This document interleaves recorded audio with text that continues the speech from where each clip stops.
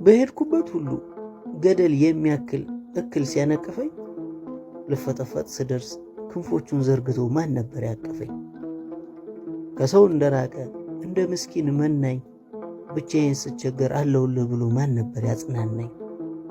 አይደምን ጸዳልሽ አይገለጥ ቁጣሽ ክፉ በሆነብሽ መልካም ሆነሽ መጣሽ።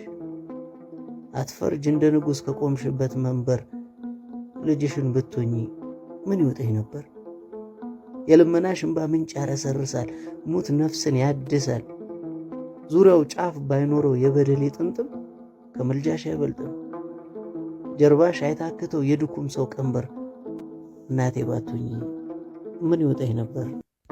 ኪዳነ ምሕረት እናቴ ሚስጥረኛዬ ጓዳዬ የጎደለኝን ታውቂያለሽ ካፌ ሳይወጣ ሳልነግርሽ